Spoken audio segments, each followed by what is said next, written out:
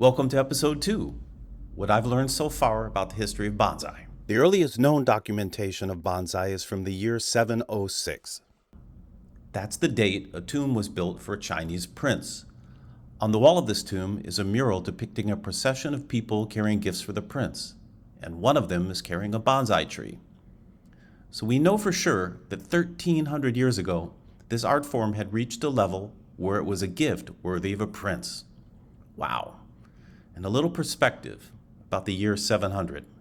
Europe still had another 300 years of dark ages ahead of it, and Islam was less than 100 years old. The area of this map in red is the Tang Dynasty, arguably China's cultural high watermark, a golden era of innovation, art, poetry, and literature. They were light years ahead of the rest of the world. Aside from the labeled countries on this map, everywhere else is inhabited by nomads, tribes, small kingdoms, and city-states. Meanwhile, the Tang Dynasty was rattling off a series of technological breakthroughs such as printing, air conditioning, clocks, and one invention that makes the Mount Rushmore of great Chinese inventions, gunpowder.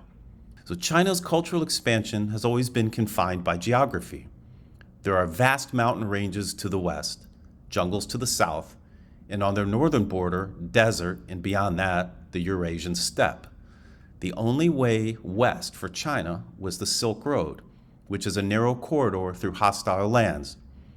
The Tang, like the Han Dynasty before them, garrisoned this corridor with hundreds of thousands of soldiers at a huge financial cost to secure a safe trade route to enter Asia and then on to the Middle East and India. It was much easier to trade with Korea and Japan.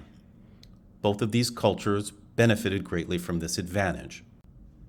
All right, sorry about that. Back to bonsai. It seems obvious that at some point, people started taking trees from nature and replanting them in pots back in the cities. Trees growing in difficult conditions, like out of a crack on a cliffside that had little soil and were being constantly shaped by strong winds that made them small and twisted, surely were great candidates because of their unusual beauty. It could have been Buddhist monks seeking to bring miniaturized nature into their temples, or perhaps it had become fashionable to own a beautiful potted tree in your home or palace. But it happened, and then over time, they learned how to keep them healthy and in a manageable size. So, fast forward 500 years, and it's believed that the art form was introduced to Japan through Korea by emissaries and Buddhist monks. And it was in Japan where the art form evolved into what we recognize today. Episode 3 will cover the evolution of bonsai in Japan and its spread across the globe.